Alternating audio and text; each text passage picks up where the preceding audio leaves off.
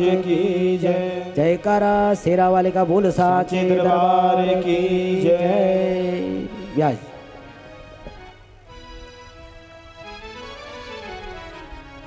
स्वस्ति श्री गणेशाय नमः।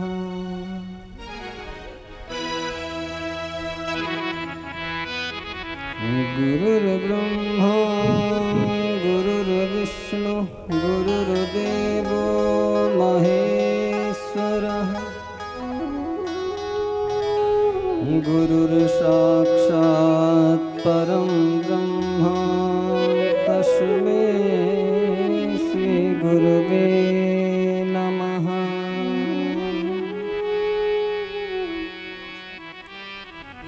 अज्ञानतिमिरान्धश्च ज्ञानाञ्जनशलाकया चक्षुरुन्मीलितं येन तस्मै श्रीगुरुवे नमः।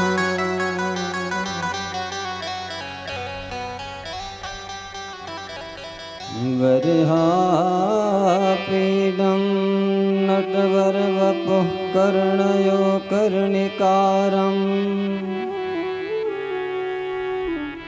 बिभ्रद्वासः कनककपिशं वैजयन्तीं च मालाम्। रन्ध्रानवेणोरधरसुधया पूरयन् गोपवृन्दैः वृन्दारण्यं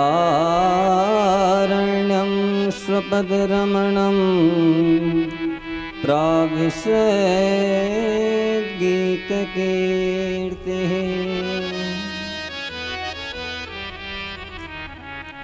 गुरुभरते त्यक्त्वा व्यचरदनवनं पद्मपदभ्यां प्रियाया पाणिस्पर्शाक्षमाभ्यां मृजितपथरजो यो हरीन्द्रानुजाभ्यां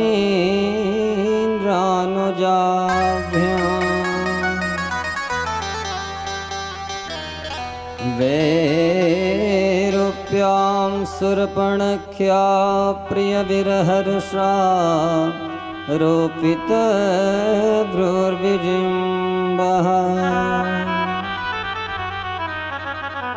त्रस्तावदिर्बद्धसेतो खलदवदहना कौशलेन्द्रोवतानः।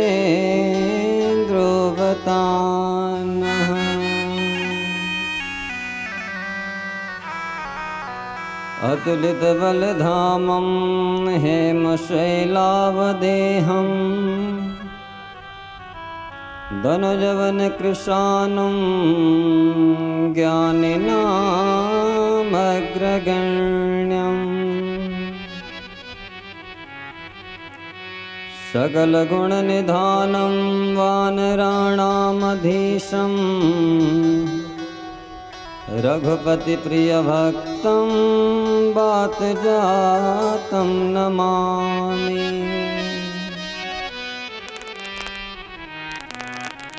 या देवी सर्वभूतेषु शक्तिरूपेण संस्थिता नमस्तस्यै नमस्तस्यै नमस्तस्यै नमो नमः।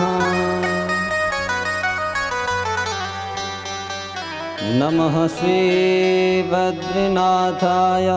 सर्वभूतक्षयाय च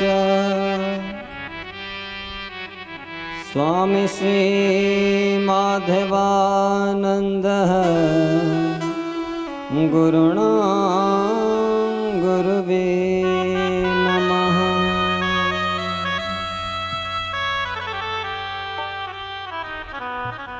आइए कुछ क्षण अपनी वाणी को पवित्र करते हुए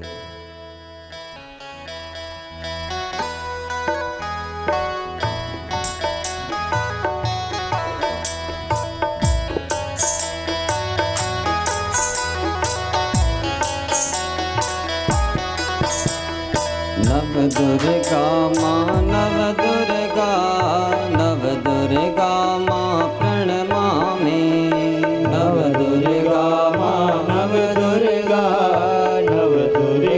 माँ प्रणमामि नव दुर्गा माँ नव दुर्गा माँ प्रणमामि नव दुर्गा माँ नव दुर्गा माँ प्रणमामि नव दुर्गा माँ प्रणमामि नव दुर्गा माँ प्रणमामि नव दुर्गा माँ प्रणमामि नव दुर्गा माँ प्रणमामि नव दुर्गा माँ प्रणमामि नव दुर्गा माँ प्रणमामि नव दुर्गा माँ प्रणमामि नव दुर्गा माँ प्रणमामि सुंदर रूप अनुपा नव दुर्गा माँ प्रणमामि सुंदर रूप अनूपा नव दुर्गा माँ प्रणमामि सुंदर रूप अनुपा नव दुर्गा माँ प्रणमामि सुंदर रूप अनूपा नव दुर्गा माँ प्रणमामि नव दुर्गा माँ नव दुर्गा माँ प्रणमामि नव दुर्गा माँ नव दुर्गा माँ प्रणमामि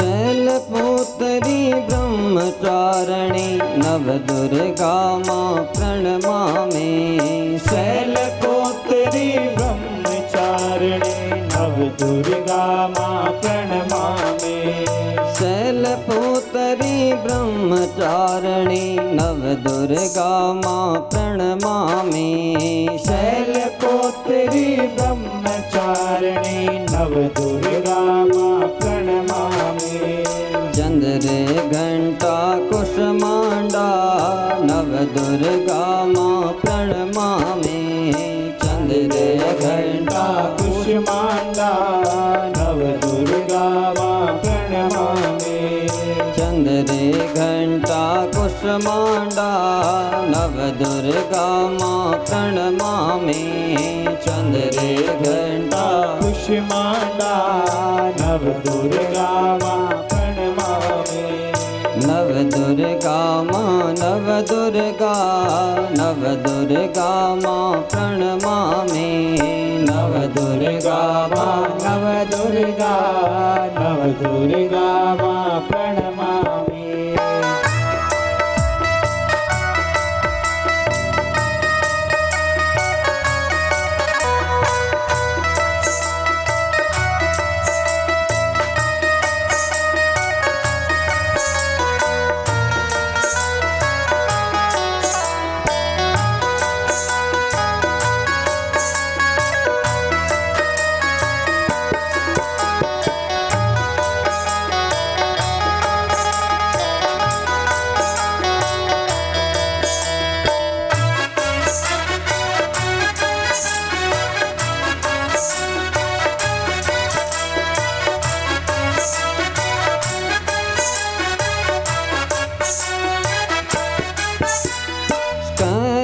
कात्यायनी माता नव दुर्गा माँ प्रणमामि स्कंद कात्यायनी माता नव दुर्गा माँ प्रणमामि स्कंद कात्यायनी माता नव दुर्गा माँ प्रणमामि स्कंद कात्यायनी माता नव दुर्गा माँ प्रणमामि काल रात सिद्धि नव दुर्गा मां प्रणमामि काल रात्रि गौरी सिद्धि नव दुर्गा प्रणमामि काल रात्रि गौरी सिद्धि नव दुर्गा मां प्रणमामि काल रात्रि गौरी सिद्धि नव दुर्गा प्रणमामि नव दुर्गा मां नव दुर्गा मां प्रणमामि नव दुर्गा मां नव दुर्गा मां प्रणमामि नव दुर्गा मां नव दुर्गा मां प्रणमामि नव दुर्गा मां नव दुर्गा मां प्रणमामि नव दुर्गा मां नव दुर्गा मां प्रणमामि नव दुर्गा मां नव दुर्गा मां प्रणमामि नव दुर्गा मां नव दुर्गा मां प्रणमामि नव दुर्गा मां नव दुर्गा मां प्रणमामि नव दुर्गा मां प्रणमामि नव दुर्गा मां प्रणमामि नव दुर्गा मां प्रणमामि नव दुर्गा मां प्रणमामि नव दुर्गा मां प्रणमामि नव दुर्गा मां प्रणमामि नव दुर्गा मां प्रणमामि नव दुर्गा मां प्रणमामि जगज्जननी जगदम्बा मैया की जय श्रीमद्देवी भागवत महापुराण की जय सद्गुरुदेव भगवान की जय श्री हनुमान जी महाराज की जय गंगा मैया की जय जमुना मैया की जय श्री बद्री विशाल धाम की जय शंकर भगवान की जय माँ परम्बानंदा भगवती की जय अनंत श्री विभूषित शंकराचार्य स्वामी श्री माधवाश्रम जी महाराज की जय नमः पार्वती पतये हर हर हर महादेव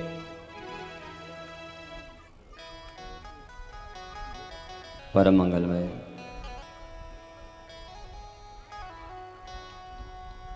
परात्पर अखिलेश्वरी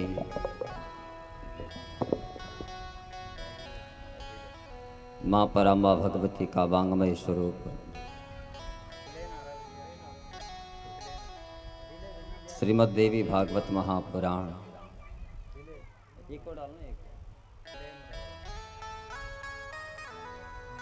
अदृश्य अधेय निर्गुण निराकार सगुण साकार परब्रह्म परमात्मा भक्ति शक्ति स्वरूपा माता धर्म प्रेमी सज्जन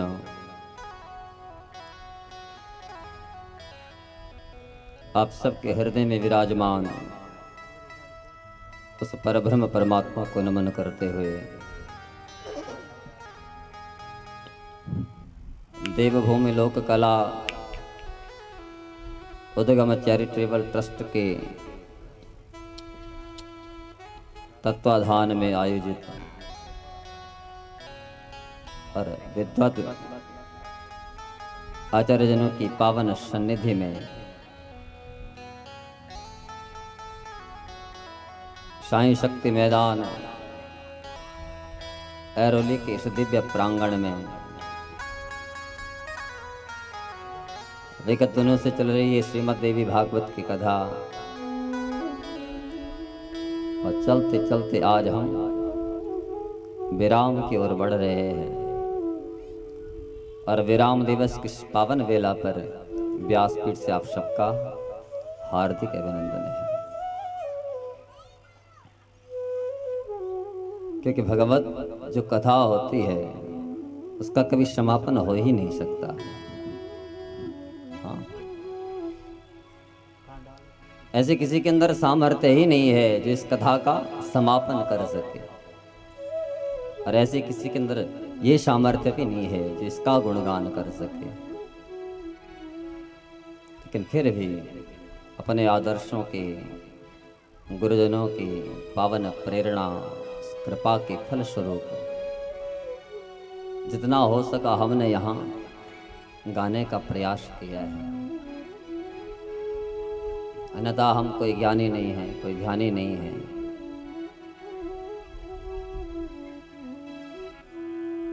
अपनी मति के अनुसार, यथाधीतम यथा मति के अनुसार जितना हमने यहाँ पर गाने का प्रयास किया, विश्वास है कि आपने उसको अपने हृदय में अवश्य उतारा होगा।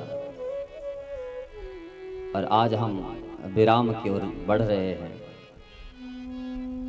विराम इसलिए भी है कि यहाँ हमको कथा को विराम देना है, फिर उत्तराखंड में जाना है, फिर वहाँ कथा को गाना है, फिर आपके ही महाराष्ट्र में आना है, बुल्ढाना, फिर वहाँ पहुँचना है, वहाँ कथा को विराम देना है, फिर एमपी में जाना है, खरगोन, उसके बाद फिर झारखंड गोमिया में जाना है। ये तो नित्य निरंतर बहने वाली धारा है, इसका समापन हो ही नहीं सकता। हरि अनंत, हरि कथा अनंता। भगवान की कथा अगाध है। यहाँ इस श्रीमद् देवी भागवत में ही इतनी कथाएं हैं, उतना समय भी हमको आदेश नहीं देता कि उतना आपको यहाँ सुना पाए। वक्ता तो एक समया अवधि में बंधा रहता है, 2.5-3 घंटे में जितना हो सके उतना। लेकिन हमने देखा है आप लोग यहाँ आए, यहाँ बैठे और बड़ी तन्मयता से, कहीं कहीं जगह तो देखने को मिलता है लोग खूब बातें करते रहते हैं, हाँ, कथा पर ध्यान ही नहीं रहता। लेकिन हम कल चर्चा कर रहे थे, यहाँ आकर के ऐसा लगा ही नहीं कि हम मुंबई में कथा कर रहे हैं, हाँ, ऐसा लगा अपने गांव में अपने लोगों के बीच में बैठ कर के हम कथा को गा रहे हैं, लोग मस्ती से सुन रहे हैं। तो आपकी चर्चा अन्य कथाओं में हम अवश्य करेंगे कि श्रोता थे तो वहां में।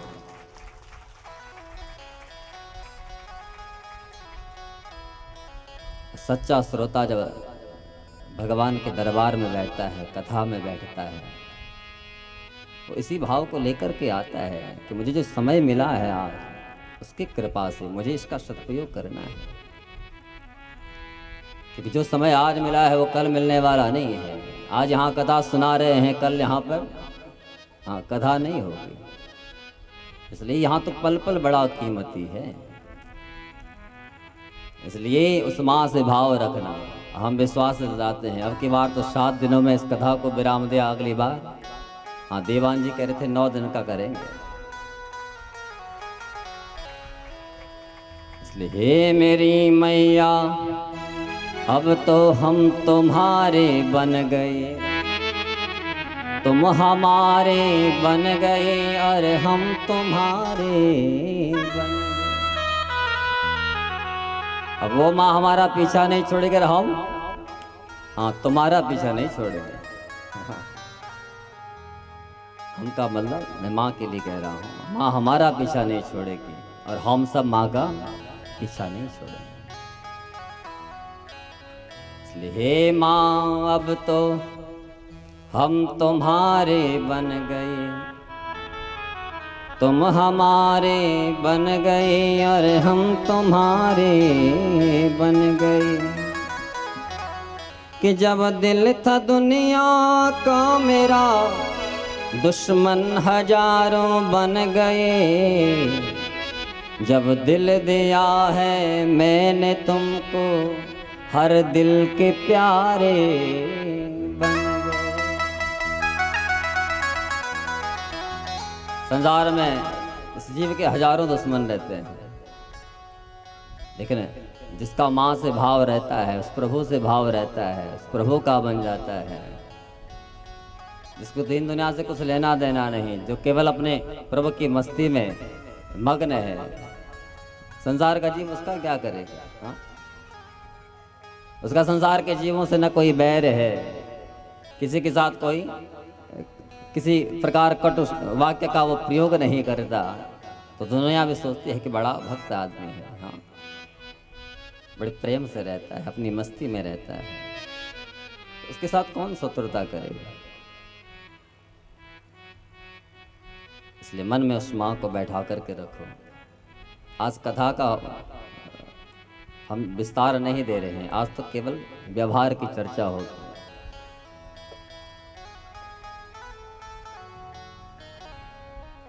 आप और हम सब ने इस दिव्य गंगा में यहाँ अवगाहन किया है, और मुझे विश्वास है कि इस गंगा में जिसने भी गोता लगाया और जिस भी भाव से गोता लगाया, निश्चित वो माँ हम सब पर, आप सब पर अपनी कृपा अवश्य बरसाए। कथा से हमेशा 3 लोग पवित्र होते हैं, वक्तारम, प्रेक्षकम, श्रोत्रीम। पहला नंबर तो वक्ता का है, जो उसकी कथा को गाता है, तो उस वक्ता का भी कथा कल्याण करती है। और दूसरा प्रेक्षकम, प्रेक्षक कहते हैं पूछने वाला। और पूछने वाले यहाँ कौन थे? जो आयोजक मंडली है, हाँ, हमारा देवभूमि लोक कला उद्गम चैरिटेबल ट्रस्ट, आपके सभी जो पदाधिकारी हैं और जिसने भी इस यज्ञ में अपना सहयोग दिया, वो सब। तो दूसरा नंबर तो आप लोगों का, आयोजक मंडली का, तो ये कथा उनका भी कल्याण करेगी। और तीसरा है श्रोत्री, जो श्रोता लोग हैं, जो जहाँ जहाँ से इस कथा पांडाल तक पहुँचे हैं और इन कर्णपुटों का दोना बना करके जिन्होंने इस दिव्य रस को पिया है, ये कथा उनका भी कल्याण करती है। भागवत जी में गोपियां भगवान को कहते हैं कि प्रभु इस धरती पर वो जीव कितने धन्य हैं। ये जना भुवि गृह्णन्ति ते जना भूरिदा। जो तुम्हारी कथा को गा रहा है वो कितना पावन, और जो तुम्हारी कथा को पी रहा है वो कितना अद्भुत है। इसलिए महिमा तो दोनों की है, वक्ता की और श्रोता की भी। तो आप और हमारा सौभाग्य था यहाँ इस पांडाल में बैठ करके माँ परामा भगवती का ये दिव्य वांगमय स्वरूप यहाँ विराजित रहा, और इस दिव्य कथा को हमने यहाँ सुना है। और वो भी माँ परामा भगवती के ही सानिध्य में नंदा देवी वहाँ बैठी है, हाँ। तो हमारा सौभाग्य था, जहाँ पहले केवल सांस्कृतिक प्रोग्राम हुआ करते थे, और आज देखो उसी के साथ साथ यहाँ धार्मिक ये गंगा भी बही है। इसलिए हम तो इस चैरिटेबल ट्रस्ट के जितने भी पदाधिकारी हैं, हम तो सबको धन्यवाद देते हैं। उस माँ ने आपके ऊपर कितनी बड़ी कृपा की है, आपके अंदर ऐसा भाव जगाया, उस भाव को आपने पूर्ण किया, और देखो आज हम विराम की ओर बढ़ रहे हैं। कल माँ परामा भगवती पार्वती के पावन विवाह की हमने यहाँ चर्चा की थी। बाद में भगवती पार्वती अपने माँ और पिता से विदा हुई। आज केवल कथा का स्पर्श है, लेकिन जिस समय विदा हो रही थी, पर्वतराज हिमालय के नेत्रों से अश्रु की धारा टपक रही है। सत्यता यही है, जब बेटी का पिता दान करता है, उस समय पिता का हृदय ऐसा लगता है हाथ में आ गया, हाँ। परसों हमारे ललित पांडे जी कह रहे थे, बेटी जैसी जवान होती है, पिता की नजर उस पर रहती है, कि पिता का बेटी से ज्यादा प्रेम रहता है, और माँ का बेटे से ज्यादा प्रेम रहता है। पिता सोचते हैं अब बड़ी होगी, अब अपने ससुराल के लिए जाएगी, हाँ। दिन रात उस बेटी के बारे में सोचता है। इसलिए हमारे यहाँ शास्त्रों ने कहा है, सबसे बड़ा जो दान है वो कन्या का दान है। दानानाम उत्तमम दानम और कन्यादानम विधिर्बुधा। दानों में सर्वश्रेष्ठ दान। अन्य दानों में अभिमान आ सकता है, लेकिन कन्यादान में अभिमान नहीं, स्वाभिमान प्रकट होता है। हमने किसी को धन का दान दिया, किसी को भूमि का दान दिया तो हमारे अंदर ये भाव जग सकता है कि साहब मैंने तो उसको इतना धन दिया, मैंने तो उसको इतनी भूमि का दान दिया है। लेकिन एक पिता जब अपनी बेटी का दान करता है तो पिता के अंदर का जो स्वाभिमान है वो अस्त्र बनकर के बाहर प्रकट होता है। निर्निमेष नयनों से अपनी बेटी को विदा करता है। पर्वतराज हिमालय के नेत्र सजल हो गए। मैनाक आया पार्वती का भाई और जैसे अपनी बहन को देखता है वो रोता है। बहन के पास में जाता है, हृदय से लगाता है, क्योंकि भाई का बहन से ज्यादा प्रेम रहता है। बारंबार पार्वती आती है, मैनाक के हृदय से लिपट जाती है। भगवती मैना पार्वती को निहारती है। कल तक मेरे आंगन की शोभा थी, आज इस आंगन को छोड़ करके एक पराये घर में जा रही है। गुरु पत्नी आए, हमारे यहाँ प्राचीन काल में प्रथा थी, जब बेटी का विवाह होता था गुरु पत्नी आकर के शिक्षा देती थी और कहती थी कि बेटी आज के बाद तो अपने पति के कुल में रहेगी, वहां तेरे जो सास और ससुर हैं वही तेरी माँ, वही तेरे पिता है। हाँ, तो तेरा देवर है उसी को भाई की तरह समझना। इसलिए अब इस घर से तो उस घर में जा रही है, जो भाव तेरा यहाँ के माँ और पिता के प्रति है वही भाव वहां जाकर के सास और ससुर के प्रति रखना। पातिव्रत धर्म का पालन करना, अपने पति को ही परमेश्वर समझना। आपको पता हमारे यहाँ शास्त्र में पातिव्रत धर्म की अद्भुत महिमा है। कोई स्त्री किसी तीर्थ में जाना चाह रही है लेकिन किसी कारणवश न जा पा रही हो और तीर्थ का लाभ लेना चाह रही है तो उसको क्या करना चाहिए? हमारे यहाँ शास्त्र कहता है पति पादोदकम पिबे। उस स्त्री को यदि तीर्थों का लाभ लेना है तो अपने पति के चरणों को धो ले और उस जल का पान कर ले। इस संसार में जितने भी तीर्थ हैं उन सभी तीर्थों का फल घर बैठे उसको वहीं प्राप्त हो सकता है। तो कितनी स्त्रियां ऐसी हैं जो अपने पति के चरणों को धोती हैं? हाँ, कितनी हैं? हाँ, पीछे से एक हाथ उठ रहा है। हाँ, केवल एक करवा चौथ पे, बाकी हाँ रोज डंडे बजते हैं।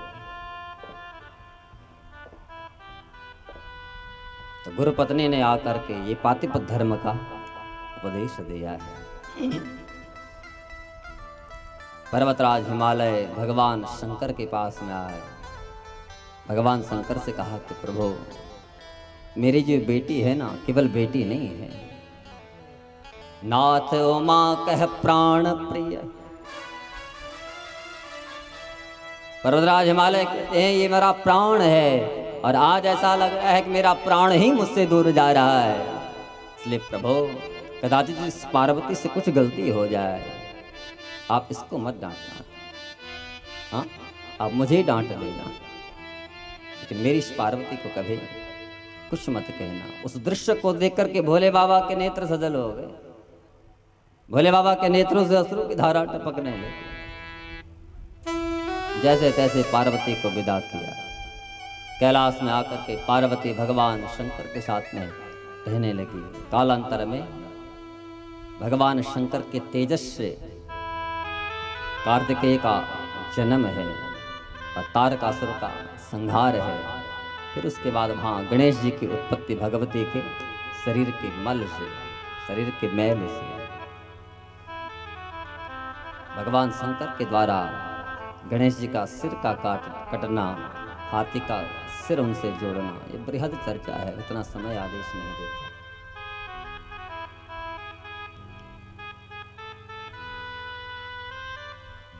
राजा हरिश्चंद्र की पावन चर्चा है।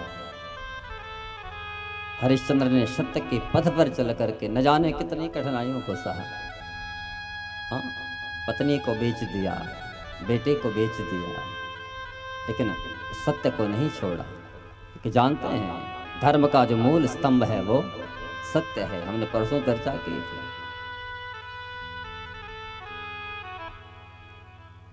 बड़ी परीक्षा विश्वामित्र ने राजा हरिश्चंद्र के लिए है। शमशान में चांडाल का स्वरूप धारण करना पड़ा। जिसको राजपीठ पर देखा था वो चांडाल भी बना है, लेकिन अपने धर्म से च्युत नहीं होगा। हम तो साहब यहाँ थोड़ा काम न बने तो हम भगवान भगवान कुछ नहीं है। हम यही तो कहते हैं, काम बना तो आस्तिक, काम नहीं बना तो नास्तिक। लेकिन उस राजा हरिश्चंद्र को देखिए, वो तो स्वयं राजा था। स्वप्न में देखा था कि मैंने अपना जो राजकोष है ये विश्वामित्र को दे दिया, अरे वास्तविकता में उनको सारा का सारा दान किया है। चांडाल बन गए, लेकिन परिणाम अंत में सत्य की ही जीत होती है। देवताओं को आना पड़ा राजा हरिश्चंद्र के सत्य चिंतन को देख करके, राजा हरिश्चंद्र को भगवत धाम में लेकर के। सत्यवान सावित्री का चरित्र है। भगवती सावित्री ने पातिव्रत धर्म का पालन किया तो मरे हुए पति को वापस ले आए धर्मराज से, यमराज से। हाँ,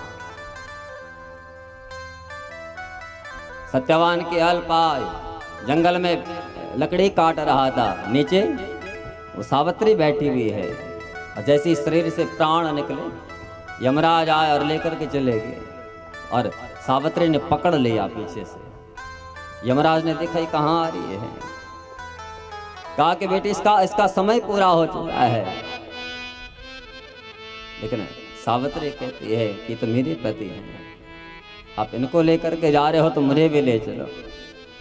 यमराज ने कहा कि बेटी ऐसा नहीं हो सकता, तुम्हारा तो अभी समय है।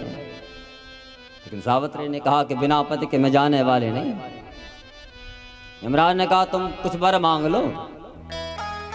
सावित्री ने कहा देना चाहते हो तो इनके द्वारा मेरे गर्भ से पुत्रों का प्राकट्य हो जाए। मेरे घर में पड़े हुए जो अंधे सास ससुर हैं उनकी आंखों में तेज आ जाए। और यमराज ने ढंग से सुना है ने तथास्तु कह दिया। और जब सावित्री ने कहा कि तुमने तथास्तु कहा है, अगर इनके द्वारा मेरे गर्भ से संतान की उत्पत्ति होनी है, लेकिन इनको तो तुमने मार दिया, इनको तो तुम लेकर के जा रहे हो, फिर कैसे इनके द्वारा संतान पैदा होगी। तो यमराज को विवश होकर के सत्यवान को वापस लौटाना पड़ा, पुनर्जीवन देना पड़ा। तो पातिव्रत धर्म करने वाली जो स्त्री हैं उनमें इतनी ताकत है कि मृतक जीव को ही वो इसके अंदर प्राण का संचार करा सकती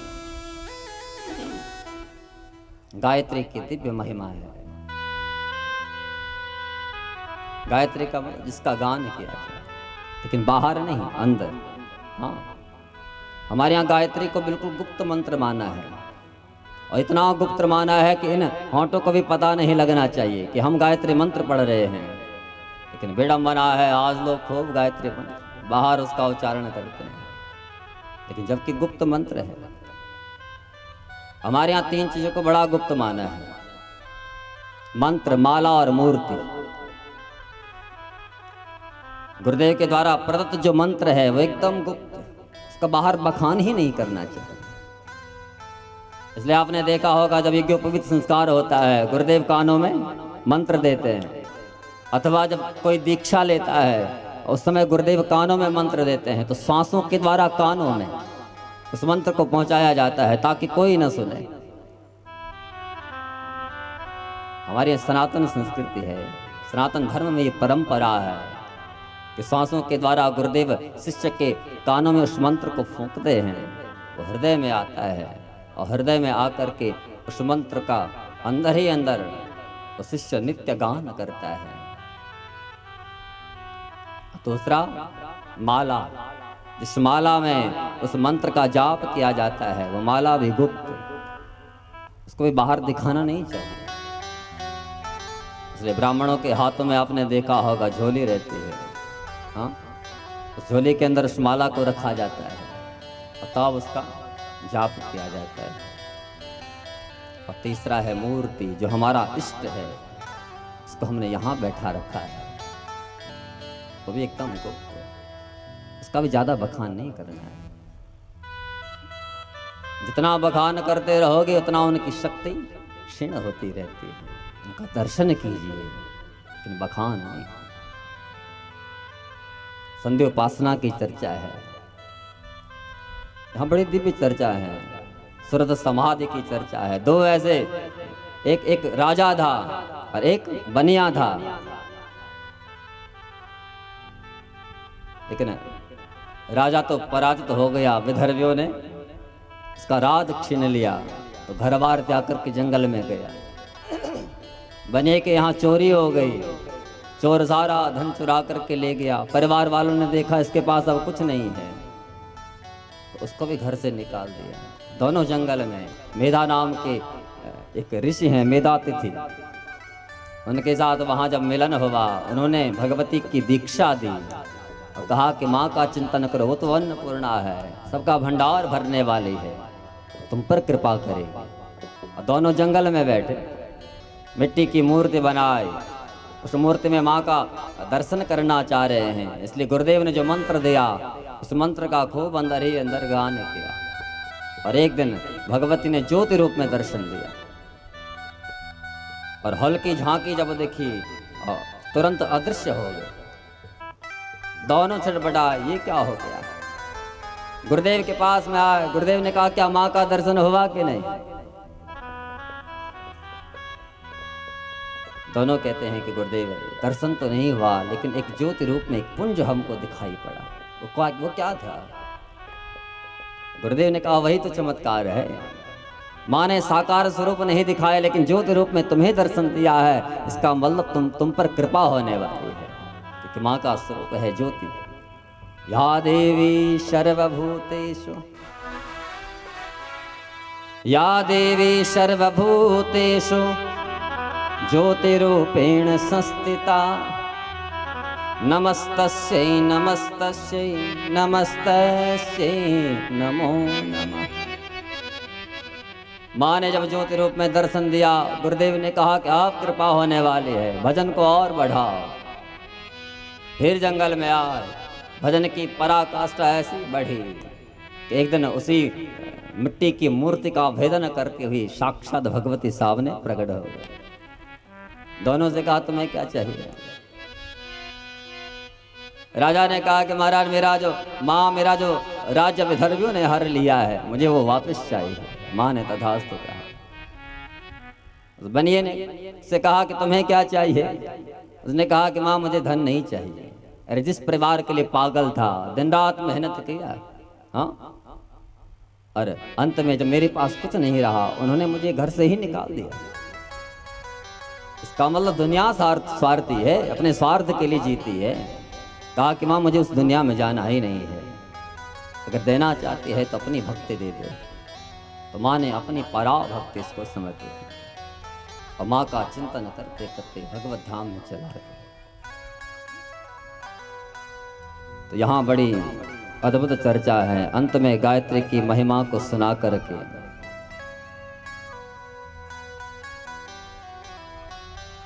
कभी हमारे अंदर भाव जगे कि हमें भी माँ का पूजन करना चाहिए, स्मरण करना चाहिए। माँ को क्या प्रिय है उसकी चर्चा है और उसी के साथ यहाँ कथा को विराम भी है। आप नवरात्रों में पूजन करते हैं, हाँ, तो हमारे यहाँ वर्णन है कि माँ को क्या प्रिय है, किस तिथि को माँ का क्या भोग लगाना चाहिए। माया का भी दर्शन कराया, किसको, नारद जी को। हाँ, माया का दर्शन दोनों पुराणों में है, श्रीमद् भागवत में भी है और देवी भागवत में भी। श्रीमद् भागवत में मार्कंडेय ऋषि को माया का दर्शन और श्रीमद् देवी भागवत में नारद जी को माया का दर्शन। माया में जब नारद जी के अंदर भाव जगा कि माया क्या होती है, तो भगवान ने ऐसी माया दिखाई। नारद जी को लेकर के सरोवर में गए और डुबके लगाए तो नारद स्त्री बन गए। भूल गए अपने आप को, मैं कौन हूं। ब्रह्मा के यहाँ जिनका प्राकट्य हुआ था वो सब भूल गए। धरती पर आकर के स्त्री रूप में विलाप कर रहे हैं। एक राजा आया तालध्वज, कहा तुम कौन हो। स्त्री बने हुए नारद रो रहे हैं, भूल गए मैं कौन हूं, किस लिए आया हूं, मुझे कहाँ जाना है। माया ने सब भुला दिया। कहा कि महाराज मुझे कुछ पता ही नहीं है। तो तालध्वज वो लेकर के गया और नारद जी के साथ विवाह भी कर लिया, संतान भी हो गई। लेकिन फिर भी अपने आप को नहीं पहचान पाए। यही तो माया है। इस संसार में जब माया ने हमको जकड़ा तो हम अपने आप को भूल गए। मैं कौन हूं, मुझे क्या करना है।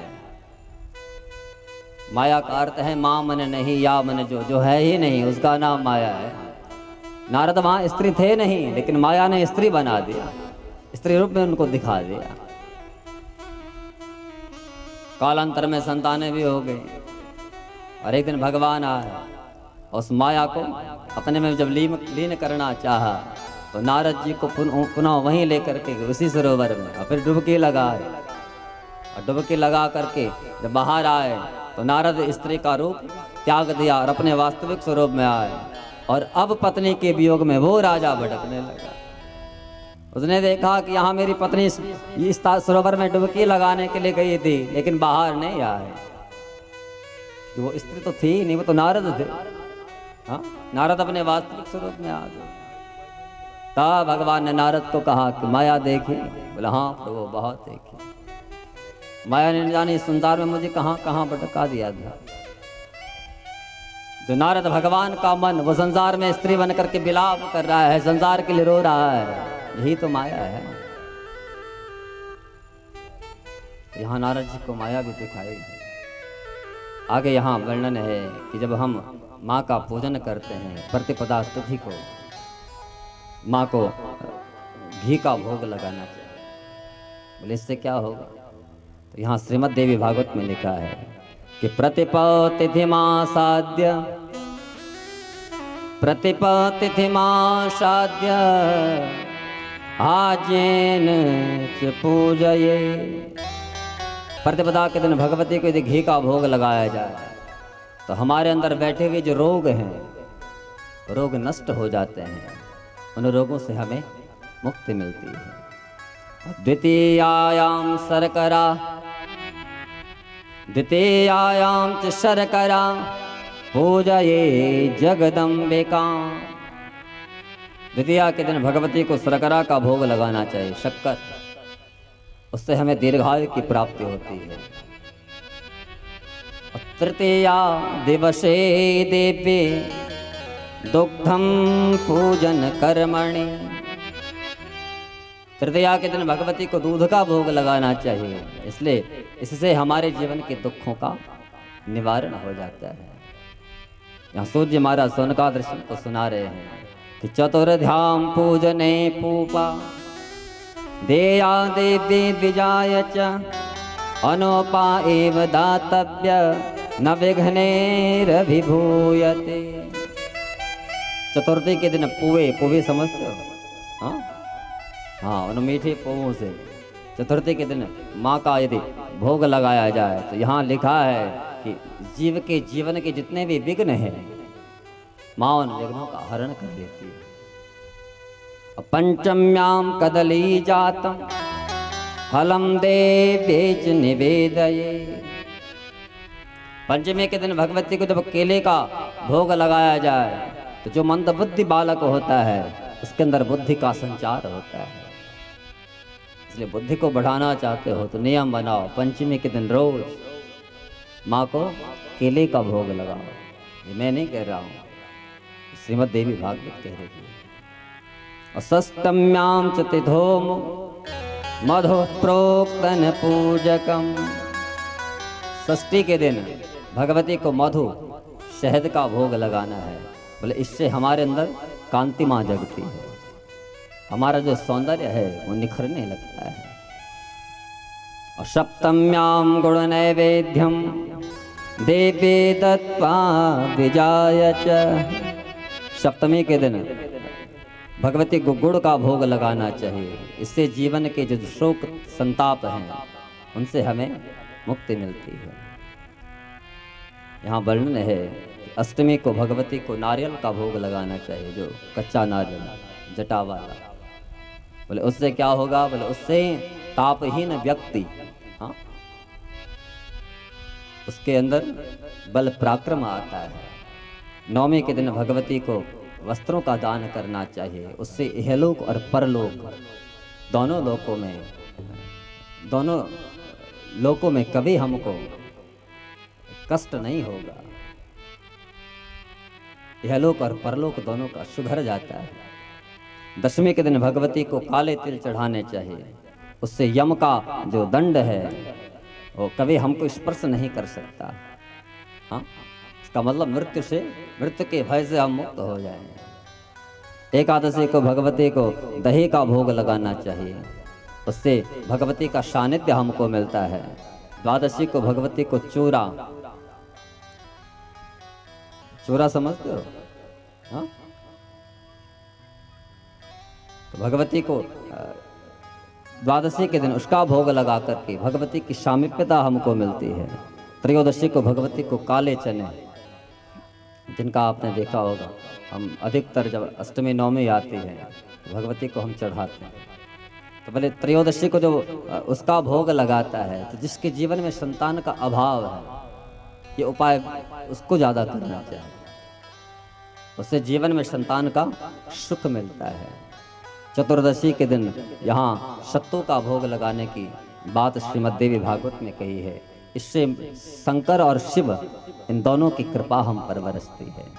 और पूर्णिमा और अमावस के दिन भगवती को खीर का भोग लगाना चाहिए। उससे हमारे जो कुल के पितृ हैं वो तृप्त हो जाते हैं। यहाँ चर्चा है। और कदाचित प्रति तिथि में हम ये न कर पाएँ तो फिर यहाँ वारों की भी चर्चा है कि रविवार को भगवती को खीर चढ़ानी चाहिए, सोमवार को भगवती को दूध चढ़ाना चाहिए, मंगलवार को केला, बुधवार को मक्खन, गुरुवार को शक्कर, शुक्रवार को मिश्री और शनिवार को घी। यहाँ वो ये माँ के भोग की चर्चा श्रीमद् देवी भागवत में है। तो बोले जो ऐसा नियम के अनुसार माँ का नित्य पूजन अर्चन और भोग लगाता है तो निश्चित माँ की सामीप्यता उसको मिलती है और माँ की कृपा का वो अनुभव करता है।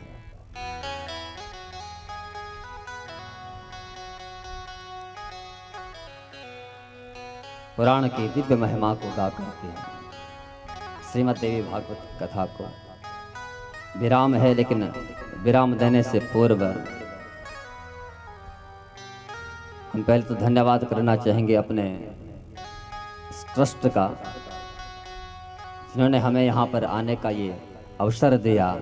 हमने यहाँ पर आकर के इस कथा को अपनी मति के अनुसार जो गाया है, आपके अंदर ये भाव जगा, माँ पराम्बा भगवती की प्रेरणा और कृपा, कहीं न कहीं से वो प्रेरणा मिली होगी और कहीं न कहीं उसने आप पर कृपा की होगी, तभी तो ऐसा भाव मन में जगा है। और ऐसा ये दिव्य पुराण, ये वांग्मयी प्रतिमूर्ति माँ की यहाँ पर आपने विराजित की। इस कथा में हम सब ने यहाँ अवगाहन किया। तो हमारे इस ट्रस्ट से जुड़े हुए जितने भी लोग हैं, देवान जी हैं, दीपा सोन जी हैं, अन्य आपके जितने भी ट्रस्टी हैं, सदस्यगण हैं, कार्यकारिणी में जितने भी लोग हैं, नाम लिस्ट बहुत लंबी है। हाँ, तो धन्यवाद तो हमारे ट्रस्टी लोग आप सबका बाद में करेंगे, लेकिन व्यासपीठ से संपूर्ण इस ट्रस्ट का हम व्यासपीठ से धन्यवाद देते हैं कि आपने हम सबको यहाँ पर आने का जो अवसर दिया है और हमने इस कथा को यहाँ पर गाया है। ये कृपा केवल आप ही पर नहीं, हम पर भी है। हाँ, भगवती की कथा गाने का अवसर किसको मिलता है? भागवत की कथा हमने बहुत गाई। हाँ, 270वीं कथा है और इसमें सबसे ज़्यादा हमने भागवत की ही कथा की है। लेकिन कृपा हुई उस माँ की कि उनके दिव्य चरित्रों को गाने का हमें यहाँ पर अवसर मिला है। धन्यवाद के पात्र हैं हमारे सभी आचार्य लोग। आपसे पूर्व परिचित तो नहीं थे, लेकिन यहाँ आकर के हमने आपका स्वभाव, उस मधुर स्वभाव को देखा है। आपने यहाँ पर जिन वेद मंत्रों के द्वारा सुबह प्रातःकाल जो पूजन अर्चन किया है, निश्चित माँ उस भाव को जरूर देखेगी और आप पर भी अपनी कृपा अवश्य बरसाएगी। और हम भी आशा करते हैं कि आपका स्नेह सदैव हम पर बना रहे।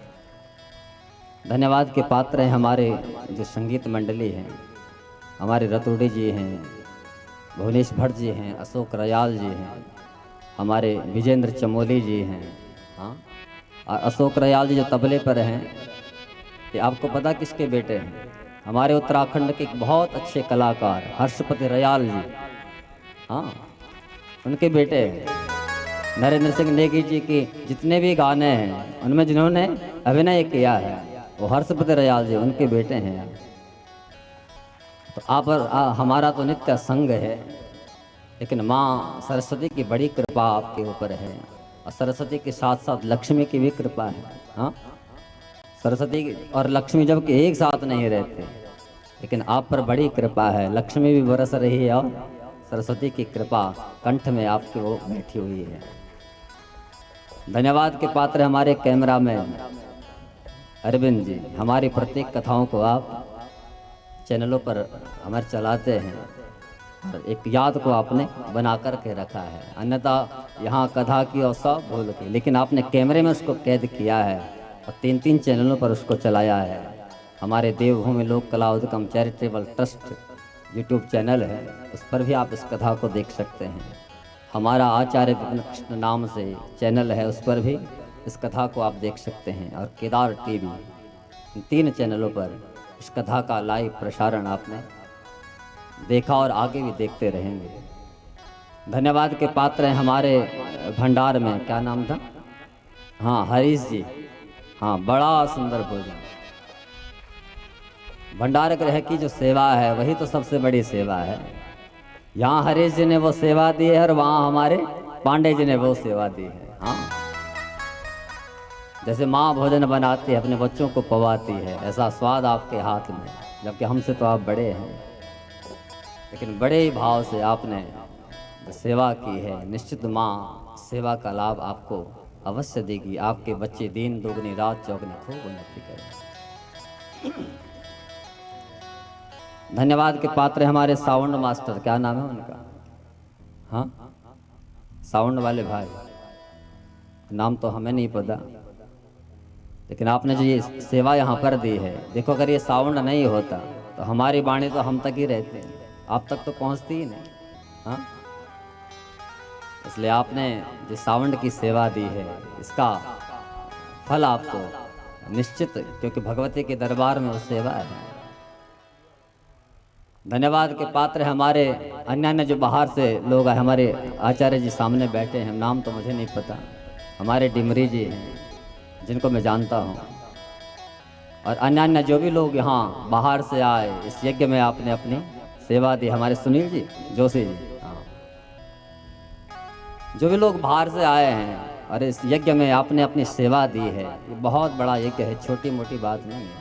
हम अपने घर में एक भागवत कथा को करने के लिए 100 बार सोचते हैं, लेकिन इस ट्रस्ट के माध्यम से यहाँ ये इस यज्ञ में जिसने भी आहुति डाली है, निश्चित संपूर्ण कथा का लाभ आपको मिलने वाला है, ये हम माँ से प्रार्थना करते हैं। धन्यवाद के पात्र आप सभी लोग जो भी कथा को सुनने के लिए आए, आप नहीं होते तो फिर हम किस काम में, हम किसको कथा सुनाते। इसलिए श्रोताओं की भूमिका सबसे ज़्यादा है, और विशेषकर महिलाओं की, क्योंकि धर्म तो महिलाओं पर टिका है। हाँ, इसलिए पत्नी को केवल पत्नी नहीं कहा है, पत्नी को धर्म पत्नी कहा है। जो अपने पति को धर्म के मार्ग पर लगा दे उसका नाम धर्म पत्नी है। तो आप लोगों की यहाँ खूब संख्या रही, आज तो पुरुष भी खूब दिखाई दे रहे हैं, लेकिन शायद आपने उनको भी इस मार्ग पर लगा दिया हो। तो धन्यवाद के पात्र आप सभी लोग जिन्होंने इस कथा को सुना, जिस भाव से सुना। कदाचित कोई यहाँ ना आ पाया हो, ध्वनि यंत्रों के माध्यम से घर में बैठ कर के भी यदि उन्होंने सुना हो, तो यहाँ तो एक अक्षर भी कान में पड़ जाए तो उस जीव का वो शिक्षण कल्याण है। तो जिसने घर में बैठ कर के भी सुना है, माँ पराम्बा भगवती उनका भी कल्याण करे। धन्यवाद के पात्र हमारे टेंट, किसका है टेंट? इन्हीं का है। अच्छा, जिन्होंने ये दिव्य दरबार यहाँ पर बनाया है, हाँ, 7 दिन के लिए जो दिव्य भवन यहाँ पर बनाया, माँ को यहाँ ब्राह्मणों के द्वारा स्थापित किया गया और नित्य यहाँ जो पूजन अर्चन चला है, माँ पराम्बा भगवती आपकी इस सेवा का लाभ आपके संपूर्ण परिवार को अवश्य दे। आपके अंदर खूब आतिथ्य सत्कार की भावना रहे, दिन दोगुनी रात चौगुनी आप सभी लोग खूब उन्नति करें। अन्य अन्य जिन लोगों का नाम छूट गया हो, हमें तो किसी का नाम पता भी नहीं है जिनके साथ संपर्क था। हमारे दीवान जी का फोन आया था, गुरुजी आपको कथा करनी है। हमारे रतोड़ी जी का आपसे संपर्क था, तो रतोड़ी जी ने हमको फ़ोन किया। हम तो कथा ही कर रहे थे, देहरादून में उस समय कथा चल रही थी। रतोड़ी जी ने कहा कि वहाँ चलना है, और केवल आदेश दे दिया कि चलना नहीं है, चलना है। हाँ, तो फिर तो हम कुछ कह भी नहीं पाए और आए। तो यहाँ आप लोगों का जो भाव और प्रेम हमने देखा है, इस भाव और प्रेम को हम भी नमन करते हैं। वाणी को विराम देने से पूर्व इतना ही कहेंगे, इन आँखों को चिरागों से महफूज रखना, बहुत दूर तक रात ही रात होगी। मुसाफिर तुम भी है, मुसाफिर हम भी है, न जाने फिर का मुलाकात होगी। उस प्रभु की इस माँ की कृपा रही तो निश्चित कहीं न कहीं किसी न किसी मोड़ पर आप और हमारा दोबारा मिलन अवश्य होगा। तब तक के लिए श्रीमद्देवी भागवत महापुराण की जय। जगत जननी जगदम्बा मैया की जय। सद्गुरुदेव भगवान